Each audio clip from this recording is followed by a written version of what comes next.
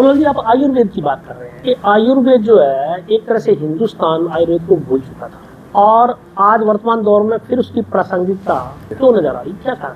इसका देखो सबसे बड़ा कारण तो 2014 के अंदर जब मोदी जी ने आयुष मंत्रालय की स्थापना की, मैं श्रेय उसको देता हूँ। और उसके बाद में हमारे ऋषि मुनि, हमारे साधु संतों ने भी उस चीज़ को दोबारा उठाया और लोगों तक दोबारा आयुर्वेद को पहुंचाया। सबसे लोगों का ये कहना है कि वेलनेस सेंटर पर लोग जाते हैं तो उनको बहुत से लोगों को अनिद्रा की समस्या होती है, तो लोगों को मानसिक तनाव की होती है, तो क्या वाकई इनको कुछ रिलीफ मिलता है इन चीज़ों से? कैसे नहीं मिलता? आप रेगुलर कीजिए योगा, अच्छे ढंग से अपना खान पान रखिए। अपने तो देसी भाषा में कहते भी थे बड़े बुजुर्ग कि जैसा खाएगा अन्न वैसा होगा मन। अन्न का तो तुरंत प्रभाव मन पर पड़ता है जी, हाथों हाथ ही पड़ता है। वेलनेस सेंटर की बात करें, इसके विस्तार की बात करें, तो क्या योजना आपकी प्रदेश स्तर पर, राष्ट्रीय स्तर पर क्या सोच रहे हैं? मुख्य जो इसका विस्तार की जो योजना है कि पूरे देश भर में आयुष की बात पहुंचे, लोग दोबारा प्राकृतिक चिकित्सा और आयुर्वेद से जुड़े और अच्छे ढंग से जीवन जिए। ये जो संदेश आप दे रहे हैं, ये संदेश युवाओं के लिए, सबके लिए। आप ये देखिए कि जब हम पैदा होते हैं और उस समय हम नगन पैदा होते हैं और छोटे होते आप अच्छी तरह से, आपको भी याद होगा, मेरे भी याद है कि हम बहुत बाद में हमने चप्पलें पहनी और हर चीज़ को हमारे यहाँ पर प्रकृति से ही जोड़ा गया था। किसी भी तरह की कोई भी चीज़ ऐसी है तो वो डिटॉक्स होती है और उसका बेनिफिट आपको पूरे दिन भर मिलता है, ताजगी। और वही चीज़ हम जब घर पे रहेंगे तो प्रकृति के साथ जुड़ेंगे। मेरा सवाल ये है कि समाज और सरकार की भूमिका स्वास्थ्य के क्षेत्र में क्या है? समाज की अगर अपने बात करें तो विषय तो समाज का ही है और समाज जो देख रहे हैं आप कि सुबह से लेकर शाम तक कोल्ड ड्रिंक प्रयोग करने में, सुबह से लेकर शाम तक फास्ट फूड खाने में क्या हुआ है। नमस्कार, मैं हूं बालकृष्ण थरीजा, आप देख रहे हैं द BKT शो में आज मेरे साथ हैं SKD यूनिवर्सिटी के ऑनर बाबूलाल जुनेजा, हनुमानगढ़ जंक्शन स्थित SKD कैंपस में संचालित वाघ भट्ट वेलनेस सेंटर से अपेक्षाकृत कम समय में स्वास्थ्य और वेलनेस के क्षेत्र में अपनी अलग पहचान बनाई है। आयुर्वेद, योग, प्राकृतिक चिकित्सा और समग्र स्वास्थ्य की अवधारणा पर आधारित इस केंद्र ने सैकड़ों लोग स्वास्थ्य लाभ के लिए पहुंच रहे हैं। विशेष बात यह है कि इस पहल के पीछे केवल व्यावसायिक दृष्टिकोण नहीं बल्कि समाज सेवा और मानव कल्याण का भाव प्रमुख बताया जाता है। गुरु गोविंद सिंह चैरिटेबल ट्रस्ट के अध्यक्ष एवं वाघ भट्ट वेलनेस सेंटर के संचालक बाबूलाल जुनेजा लंबे समय से सामाजिक और धार्मिक गतिविधियों से जुड़े रहे हैं। अब इनकी सोच इस मॉडल को प्रदेश के अन्य क्षेत्रों तक पहुंचाने की है ताकि अधिक से अधिक लोग प्राकृतिक और वैकल्पिक चिकित्सा पद्धतियों का लाभ उठा सकें। आज हम बाबूलाल जुनेजा से वाघ भट्ट वेलनेस सेंटर के 1 वर्ष पूरे हो जाने, इसके उद्देश्य, उपलब्धियों, चुनौतियों और भविष्य की योजनाओं के संदर्भ में बातचीत करेंगे। बाबूलाल जी, आपका हमारे शो में स्वागत है। मेरा पहला सवाल रहेगा कि वाघ भट्ट वेलनेस सेंटर की स्थापना का विचार आपके दिमाग में कैसे आया? ये 2-1 साल पहले मैं जयपुर में महावीर कैंसर हॉस्पिटल में गया हुआ था किसी मित्र परिचित का पता करने। तो वहाँ जाने के बाद में मन में एक अलग तरह से भाव आया, क्योंकि जाते हैं तो आप जानते हैं कि आजकल टाइम में सभी हॉस्पिटल्स में बच्चे से लेकर बूढ़े तक बीमार दिखाई देते हैं, तो एक करुणा का भाव आता ही है। और वो मित्र कुछ मेरे अजीज थे, तो उनके जब मैंने हालात देखे तो मेरे मन में आया भी क्यों, आखिर ऐसी हमारे से क्या गलती हो गई है कि दिनों दिन रोगों की संख्या बढ़ती जा रही है और हम लोग मुकाबला नहीं कर पा रहे हैं। तो फिर धीरे धीरे मेरे समझ में आया कि शायद कुछ ना कुछ हमारे खान पान में, हमारे रहन सहन में कुछ गलत हो रहा है। संजोगवश उसके बाद में मेरा हरिद्वार जाना हुआ एक अच्छे वेलनेस के सेंटर के अंदर, और वहाँ मैंने इससे विपरीत स्थिति देखी। रोगी तो वहाँ भी देखे, लेकिन वो कुछ हद तक फ्रूटफुल पोजीशन में थे। फिर उसके बाद में परमात्मा का जो भी कहते हैं ना भी, जिससे उसने जो करवाना होता है तो वो किसी न किसी को निमित्त बना देता है। तो उसके बस दौरान आया कि भी एक अच्छा वेलनेस सेंटर खोले, उसकी स्थापना की। हाँ, उसकी स्थापना की। उसके अंदर नेचुरोपैथी भी हो, आयुर्वेद भी हो, यूनानी भी हो, यानी कि आयुष का सब कुछ ऐसा हो जो आदमी को ठीक करे।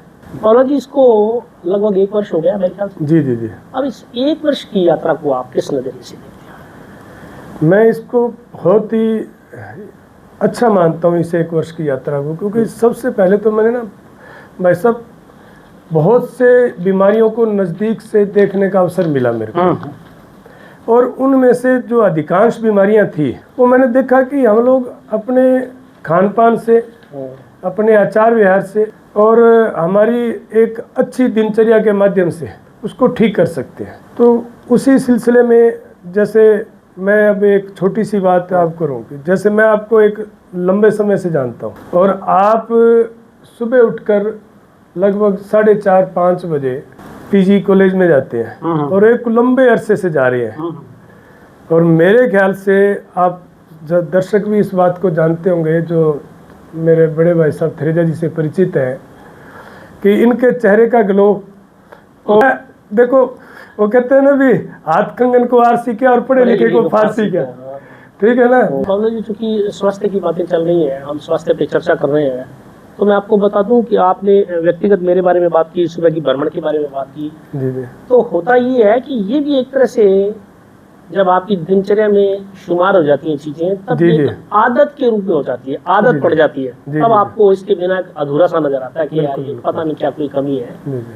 तो मैं तो आपके माध्यम से ये सभी दोस्तों को ये आह्वान करना चाहूँगा कि आप लोग भी सुबह की सैर कीजिए। आदि बीमारियां जो हैं सुबह की सैर से समाप्त हो जाती है। बाबूलाल जी, आपकी 1 साल की यात्रा की अपन बात कर रहे थे, तो इस 1 साल के अरसे के दौरान कितने लोग को आपके सेंटर से स्वास्थ्य लाभ किया? हमारे यहाँ भाई सब लगभग 15 से 20 तो कैंप लगे हैं, छोटे और बड़े मिलाकर, और लगभग 1500 के आसपास का जो पेशेंट का हमारे साथ में एक ऐसा आंकड़ा रहा जो स्वस्थ लाभ प्राप्त कर रहे हैं। और उसी के साथ साथ सबसे बड़ा जो 1 वर्ष के अंदर जो हमने किया कि लोगों के अंदर एक अब जागरूकता आने लगी है। लोग समझने लगे हैं कि भी अच्छा जीवन जीने के लिए अच्छी दिनचर्या का होना जरूरी है, अच्छा खान पान का होना जरूरी है। दवाइयाँ सिर्फ हमें सपोर्ट करती हैं कि भी हम कुछ समय के लिए ठीक हो जाए। अगर निरंतर स्वस्थ रहना है तो हमें अपनी दिनचर्या को बदलना ही होगा। वो दिनचर्या तो एक व्यक्तिगत मसला हो गया कि कौन कितने बजे उठता है, कितने बजे सोता है, क्या खाता है, क्या। आपका सेंटर, आपका वेलनेस सेंटर, उसका उसमें क्या योगदान? हमारा सेंटर उनको अवेयरनेस दे रहा है। हम बताते हैं, आता जो भी पेशेंट आता है हम उसको एक ही बात कहते हैं कि देख भाई, दवाइयों से ठीक नहीं होगा, दवाइयाँ तो सिर्फ तेरे को एक्सपोर्ट करेंगी, ठीक होगा तेरे खान पान से, तेरी दिनचर्या से। और वो उस बात को अपनाते हैं। कुछ चीज़ें हम लोग जैसे चीनी छुड़वाते हैं, सफ़ेद नमक की बात करते हैं, मैदा की चीज़ें छुड़ाते हैं, खाना किस समय खाना है, किस समय नहीं खाना, क्या खाना है और क्या नहीं खाना, ठीक तो उससे होता है और उसी का ही लाभ उनको आगे मिल रहा है। बाबूलाल जी, आपका वाघ भट्ट वेलनेस सेंटर कई पद्धतियों की बात करता है, तो सबसे ज़्यादा रुझान लोगों का कौन सी उपचार पद्धति की तरफ? देखिए, सबसे ज़्यादा रुझान तो आयुर्वेद की तरफ है, नो डाउट। लेकिन मैं आपसे एक निवेदन करूं कि प्राकृतिक चिकित्सा हो, चाहे आयुर्वेद हो, चाहे आपकी यूनानी हो, एक सोवा रिगपा है जो तिब्बत और इधर नॉर्थ ईस्ट की ओर होती है, हमारे इसी आयुर्वेद से मिलती हुई है। और उसके साथ साथ 1-2 देसी पत्ती हमारे आयुष में और भी शामिल करने के भी प्रयास कर रहे हैं। लेकिन जो मूल है ना, वो सारा का सारा हमारे ऋषि मुनियों का रिसर्च है, वो आयुर्वेद के इर्द गिर्द ही घूमता है। चाहे वो सिद्धा का हो, चाहे वो यूनानी का हो, चाहे सोवा रिगपा का हो, वो घूमेगा आयुर्वेद के आसपास ही। वात, कफ और पित्त पर ही सारी चीज़ें, उसकी नेचर के ऊपर ही उसके ट्रीटमेंट की बात चलेगी। बाबूलाल जी, आजकल अब जो ये दौर, वर्तमान दौर चल रहा है, उसमें अपन अक्सर देखते हैं कि जिस व्यक्ति को छेड़ लो, जिससे बात कर लो, बच्चे से लेकर के वृद्ध तक तमाम लोग जो है वो स्ट्रेस, तनाव, मानसिक अवसाद से ग्रस्त हैं। आप जो है इसको इन मानसिक समस्याओं को किस रूप में देखते हैं? देखिए भाई साहब, इस भौतिक युग के अंदर ना ये चीज़ें हैं स्वाभाविक, क्योंकि अब दौड़ लगी हुई है पैसा कमाने की और खर्च करने की। आपने देखा होगा कि पहले हम लोग कभी कभार कोई महीने 2 महीनों में 6 महीनों में कोई भी होटल का खाना खाते थे। आज आप जाएंगे तो मध्यम वर्गीय थोड़ा निम्न वर्गीय परिवार भी कोशिश करता है कि सैटरडे लास्ट में या संडे वाले दिन पूरा आप यहाँ मानगढ़ के भी अगर होटल्स की बात करेंगे तो वो भी आपको भरे हुए मिलेंगे खाना खाने को। यानी कि खर्च करने की भी होड़ है और कमाने की भी होड़ है, और उसमें तमन्ना तो एक गिफ्ट में मिला हुआ सिस्टम है। तो मेरा तो ये कहना है कि इन सब चीज़ों से अगर हमने बचना है, तनाव से बचना है या अन्य किसी भी रोग से बचना है, तो उसके लिए हमें स्वस्थ दिनचर्या अपनानी ही होगी। हमें दोबारा उसी सिस्टम में आना पड़ेगा जो हमारे बुजुर्गों के थे कि रात को जल्दी सोना, सुबह जल्दी उठना। आप कमाओ चाहे कितना भी, ठीक है, कमाओ चाहे कितना भी, लेकिन अपने स्वास्थ्य को ध्यान में रखते हुए। और इसके लिए तनाव दूर करने के लिए तो सबसे बड़ा अगर कोई मैं समझता हूँ कि हमारे को उपहार है तो हमारे ऋषि मुनियों का हमारे को दिया हुआ योगा है, जिसके तहत हम सुबह अच्छी एक्सरसाइज करके प्राणायाम करके और सब चीज़ों से मुक्ति पा सकते हैं। तो बाबूलाल जी, अपन ये कह सकते हैं कि आपका जो उपचार सेंटर है वो उपचार तो करता ही है, साथ साथ एक मार्गदर्शक के रूप में। जी जी जी बिल्कुल, मुख्य मार्गदर्शक का ही है वैसा। क्यों उपचार की अगर बात करें तो उपचार तो फिर लाइन लगी पड़ी है करने वालों की। अपने तो वाघभट्ट जी कहते हैं कि भी स्वस्थ व्यक्ति को स्वस्थ कैसे रखा जाए और रोगी को रोग से दूर कैसे किया जाए, यही आयुर्वेद है। बाबूलाल जी, आप आयुर्वेद की बात कर रहे हैं। जी जी, कि आयुर्वेद जो है एक तरह से हिंदुस्तान आयुर्वेद को भूल चुका था और आज वर्तमान दौर में फिर उसकी प्रासंगिकता क्यों नजर आ रही, क्या कारण? इसका देखो सबसे बड़ा कारण तो 2014 के अंदर जब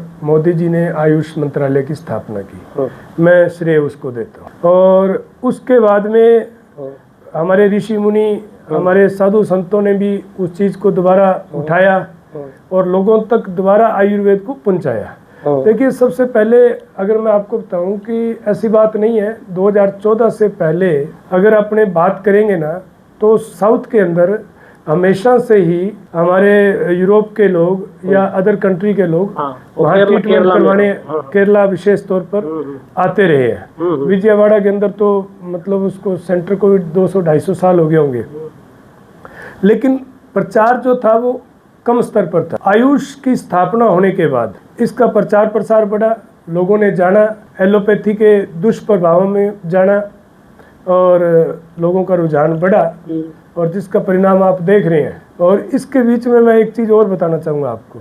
अगर हम रोगों की गिनती करें तो कुल 100 रोग अगर माने हम टोटल, तो मेरा ये मानना है कि 97 रोगों में आपको एलोपैथी ट्रीटमेंट लेने की जरूरत ही नहीं है। मात्र 3% जो क्रोनिक डिजीज है, जो एक इमरजेंसी डिजीज है, जिसके तो मतलब बगैर ऑपरेट के, बगैर उसके या ऐसी चीज़ें जिसमें एलोपैथी की देखिए रिसर्च बहुत अच्छे लेवल की है और सही मायने में तो आज के टाइम में अगर मरते को बचाता है तो निश्चित रूप से एलोपैथी है।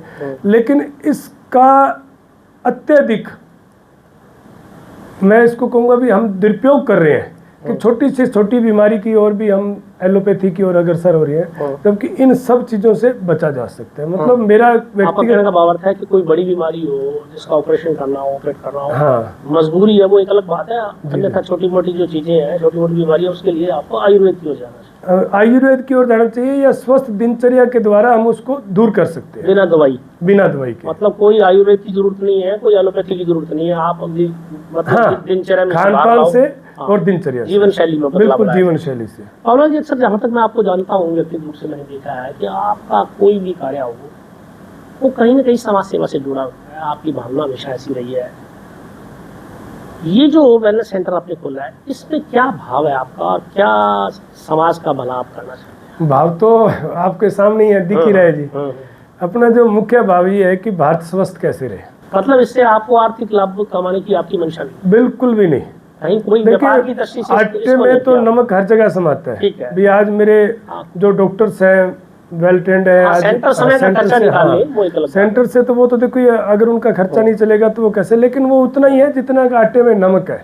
ये नहीं है कि भी कोई आईपीडी में पेशेंट आ रहा है उसका। ये सवाल मैंने इसलिए किया है कि अक्सर अपने पड़ोस के राज्यों में, पंजाब में, हरियाणा में ऐसे वेलनेस सेंटर बहुत खुले हुए, और अक्सर देखा गया है कि आर्थिक रूप से मजबूत लोग वहाँ ट्रीटमेंट लेने के लिए जाते हैं। तो एक तरह से ये है कि गरीबों के लिए तो ये ट्रीटमेंट नहीं है। और मैं आपसे उम्मीद करता हूँ, या आप मुझे जानकारी दीजिए कि आर्थिक रूप से कमजोर लोगों के लिए कोई विशेष व्यवस्था है क्या, कि जिसकी जेब में पैसा नहीं है उसका भी आप स्वागत करते हैं? 100%।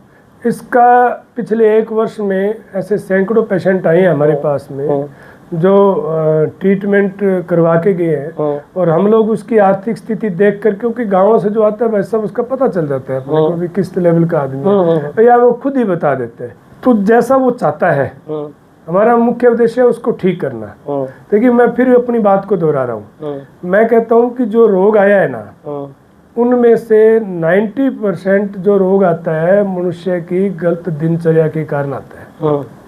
आप मान के चलिए, गलत खान पान के कारण आता है। मैं एक आपको छोटा सा एग्जांपल देता हूँ कि 1970 से लेकर 2026 तक की अगर मैं बात करूँ, एक आप भी रिसर्च, मैं आपसे कुछ बात पूछूंगा कि आप ये बताइए कि 1970 से पहले हमारे यहाँ चीनी का कितना यूज था? बहुत कम क्या, बहुत ही कम। खांड जिसको हम कहते हैं देसी में, लोग गुड़ ज्यादा इस्तेमाल करते हैं। मतलब खांड जो हमारे गुड़ से बनाई जाती है विदाउट केमिकल। और उसके अलावा हमारे घरों में रोटी किसकी थी? चने की, जौ की, बाजरे की, मक्की की, गेहूं का इस्तेमाल। अच्छा, फिर चाय कहाँ थी? चाय थी हमारे घरों में? बिल्कुल नहीं थी। अगर थी भी तो इस बात से इत्तेफाक नहीं रखता। चाय की बात करें तो चाय हमारे हिंदुस्तान में अंग्रेजों के समय से लेकर अब तक हमारी दिनचर्या का हिस्सा रही है। चाय तो लोग नहीं भाई साहब, कम थी। हाँ, ये कह सकते हैं। इस तरह से नहीं था कि हर कोई गेस्ट आए और हमने चाय पिलानी है। अगर पिलानी भी थी ना तो वो शौकिया थी। अब तो क्या स्थिति है कि मैं आया, कर लो भी चाय मंगाओ, थोड़ी देर बाद में कोई और आया, अब उसने क्या मेटाबॉलिज्म को खा करके छोड़ दिया, एकदम उसको डाउन कर दिया। कोई भूख है तो भी चाय पी ली, नहीं है भी पी ली।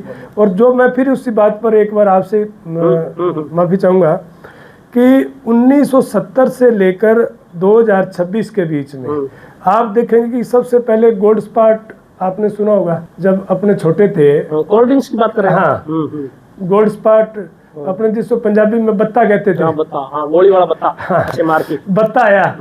बत्ते के बाद में चीनी का प्रयोग और तेजी से धीरे धीरे बढ़ना शुरू हो गया, और फिर धीरे धीरे स्क्रीन यूज होती, हाँ स्क्रीन भी यूज होती, वो चीनी का वो भी, और इससे एक भ्रष्ट रूप था जी। और उसके अलावा फिर धीरे धीरे पैकेज्ड फूड आए बिस्किट के रूप में। अब बिस्कुट आप कहते हैं भी हेल्थी है, बहुत सी जगह मैंने देखा है कि वो कह रहे हैं कि हेल्थी है बिस्कुट, जबकि मैं आपको एक बात बताऊं कि जब हम छोटे थे तो कोई जिल्त वगैरह चिपकानी होती थी या कोई भी हमारे को चिपकाने वाला काम था, तो हम आटे को छानकर मैदा बनाकर और फिर उसको चिपकाया करते थे, गम बनाकर। अब बताओ, वही मैदा जब पेट में जाएगा आंतों में चिपकेगा, बीमारियां पैदा करेगा। बिस्कुट आया, बिस्कुट के बाद में करते करते करते और पिछले 10-15 सालों के अंदर ये मोमोज, कुरकुरे, चिप्स और ये सब चीज़ें जो आई, इसने एकदम हमारी नेक्स्ट जनरेशन जो आने वाली है उसको भी और हमारे तक को सबको प्रभावित कर दिया। घरों में नींबू की शिकंजी की जगह कोल्ड ड्रिंक आ गए, फास्ट फूड आ गए, तो जिसका दुष्परिणाम आप देख रही हैं। बाबूलाल जी, आपकी बात बिल्कुल सही है कि फास्ट फूड और रेडी टू ईट से दुष्परिणाम आ रहे हैं। मेरा सवाल ये है कि आपके सेंटर में जो पेशेंट आते हैं, जो मरीज आते हैं, उनमें सबसे ज़्यादा मरीज किस बीमारी के आते हैं इस समय? मैं आपको कुछ आंकड़े हैं मेरे पास में कि अगर मैं पूरे इंडिया की बात करूं, ICMR के मुताबिक इस समय डायबिटिक का जो पेशेंट है वो 10.1 करोड़, मोटा मोटा आप 11 करोड़ के आसपास मान लें, क्योंकि ये मेरे पास में 2023 का आंकड़ा है। प्री डायबिटिक के हैं 13 करोड़ 60 लाख, और हाई ब्लड प्रेशर के हैं 31 करोड़ 50 लाख, इस समय ये जो ICMR के हैं, हाँ, उनका आंकड़ा ही हाँ उनका आंकड़ा है, और मोटापा के हैं 25.4 यानी कि 25 करोड़ 40 लाख, और भारत में 1 करोड़ 70 लाख मौत जो है इस समय 70 वर्ष की कम आयु में हो रही है। मतलब ये जो आप आंकड़ा बता रही है तो पूरे हिंदुस्तान का आंकड़ा। जी जी, आपका सेंटर राजस्थान में मेरे ख्याल से विशेषकर हनुमानगढ़, फिर जी, आपको जी, आप इसकी शाखाएं अभी बढ़ाएंगे। बिल्कुल बिल्कुल जी। और अपने जिले का आंकड़ा है कोई आपके पास? कितने लोग अपने जिले का आंकड़ा देखो इसी से मिलते जुलते हैं। इस समय जो हमारे पास में पेशेंट आ रहे हैं ना भाई साहब, वो BP का और इसका डायबिटीज का ही पेशेंट सबसे ज्यादा आ रहे हैं। अच्छा, मतलब ब्लड प्रेशर और हाँ, शुगर के थर्ड में आप हार्ट के पेशेंट कर सकते हैं। बहुत से लोगों का ये कहना है कि वेलनेस सेंटर पे वो लोग जाते हैं तो उनको, बहुत से लोगों को अनिद्रा की समस्या होती है, जी जी जी, बहुत से लोगों को मानसिक तनाव की होती है, तो क्या वाकई इनको कुछ रिलीफ मिलता है इन चीजों से? 100% वैसा। आप तो खुद एक गुड वेलनेस के इसमें है, कैसे नहीं मिलता? आप रेगुलर कीजिए योगा, अच्छे ढंग से अपना खान पान रखिए। अपने तो देसी भाषा में कहते भी थे बड़े बुजुर्ग कि जैसा खाएगा अन्न वैसा होगा मन। तो अन्न का तो तुरंत प्रभाव मन पर पड़ता है जी, हाथों हाथ ही पड़ता है। जो जितने भी ये जो स्ट्रेस की बात करें ना, देखो इसका जो मुख्य कारण है हमारा, जो जैसे पहले कह रहे हैं कि भी हमारा भौतिकवाद है, और उसके साथ साथ अनिद्रा, और अनिद्रा के साथ साथ गलत खान पान। ठीक है, अब 1 बजे तक सोना नहीं, सारा दिन इसके साथ ऊपर नीचे लगे रहना। अब आप ईमानदारी से बताओ कितने लोग हैं जो सूर्य को जगाते हैं? आप जैसे आप टाउन में रहते हैं, और ज्यादा नहीं जानता मैं, लगभग 1 लाख के आसपास आबादी है। आराम से ज्यादा मैं मिनिमम की बात कर रहा हूँ। 1 लाख में कितने लोग NMPG में मिलते हैं? कितने लोग मिलते हैं? आपकी बात का जवाब दूं बाबूलाल जी, हालांकि जवाब आपको देने, लेकिन इस सवाल का जवाब मैं दूं। बाबूलाल जी, वेलनेस सेंटर की बात करें, इसके विस्तार की बात करें, तो क्या योजना आपकी प्रदेश स्तर पर, राष्ट्रीय स्तर पर, क्या सोच रहे हैं? मैं सोच रहा हूँ भाई साहब कि इसका सबसे पहले तो अभी जयपुर में हमारा सेंटर फाइनल हो चुका है, वहीं से हम देश भर में जहाँ जहाँ इसके सेंटर खोलने हैं फाइनल करेंगे। हेड ऑफिस वहीं तैयार हो रहा है। मुख्य जो इसका विस्तार की जो योजना है कि पूरे देश भर में आयुष की बात पहुंचे, लोग दोबारा प्राकृतिक चिकित्सा और आयुर्वेद से जुड़े और अच्छे ढंग से जीवन जिए।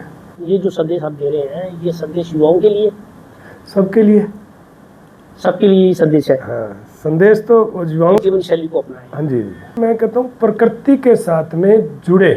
आप ये देखिए कि जब हम पैदा होते हैं और उस समय हम नगन पैदा होते हैं, और छोटे होते आप अच्छी तरह से, आपको भी याद होगा, मेरे भी याद है कि हम बहुत बाद में हमने चप्पलें पहनी, और हर चीज़ को हमारे यहाँ पर प्रकृति से ही जोड़ा गया था, और अब आगे कोई एक आर्टिफिशियल इन्वायरमेंट हुआ है। मेरा तो सबसे यही निवेदन है कि हम लोग दोबारा प्रकृति से जुड़े। घर में भी आप चप्पल उतार कर जाएं।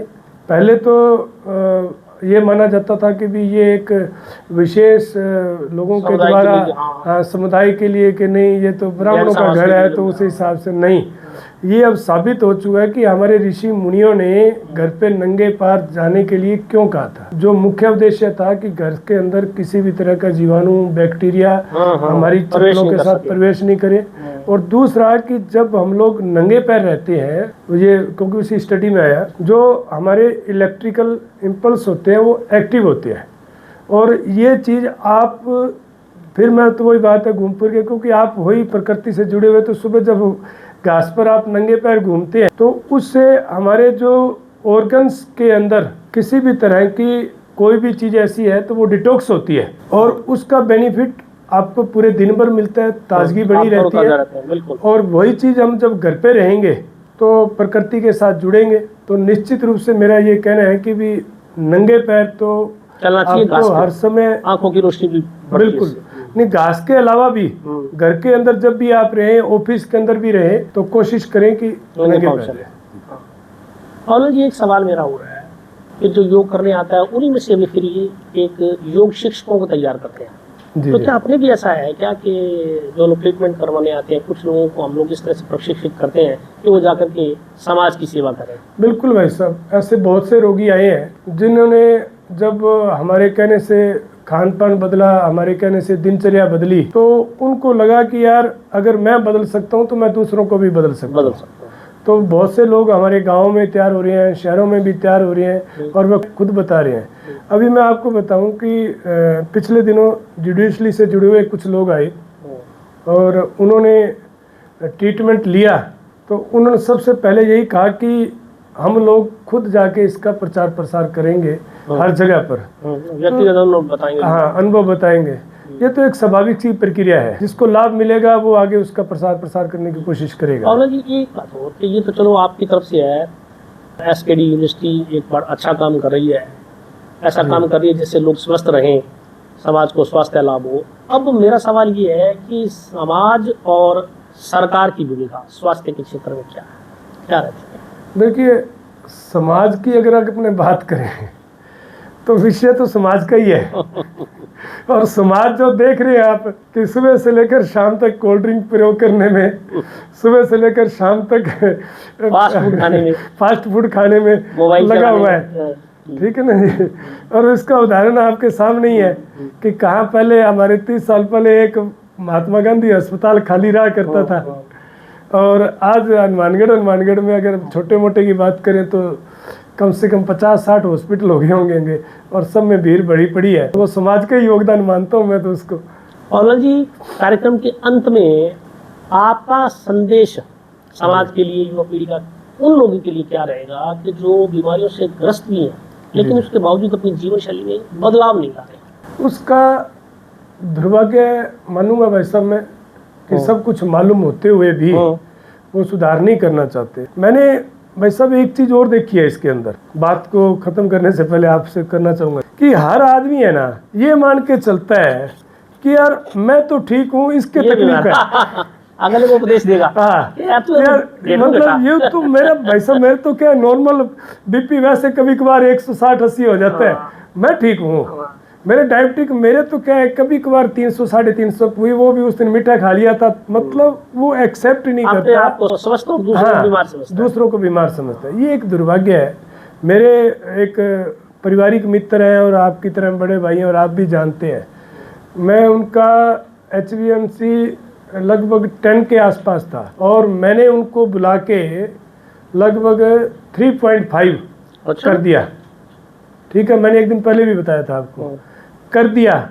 और उसके बाद में वो समाज में जाकर वही 10 दिन बाद में खान पान, यानी कि ये एक दुर्भाग्य है हमारा कि अपने स्वास्थ्य के प्रति जागरूक नहीं है। हमारे लिए स्वास्थ्य प्राथमिकता नहीं है, जबकि हमारे ऋषि मुनि इस बात को पहले दिन से कह गए कि सबसे पहला सुख निरोगी काया।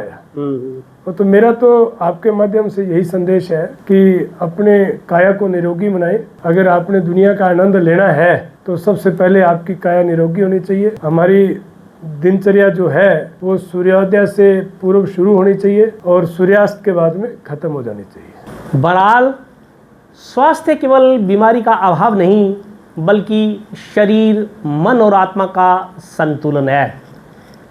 इसी सोच को आधार बनाकर वाघभट्ट वेलनेस सेंटर अपनी यात्रा आगे बढ़ा रहा है।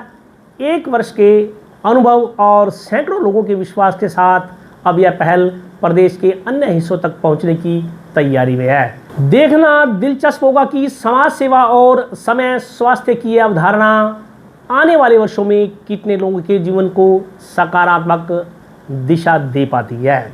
आज के लिए बस इतना ही। अगले कार्यक्रम में मिलते हैं किसी नई शख्सियत के साथ। बाबूलाल जी, आप हमारे शो में पधारे, आपका बहुत बहुत शुक्रिया।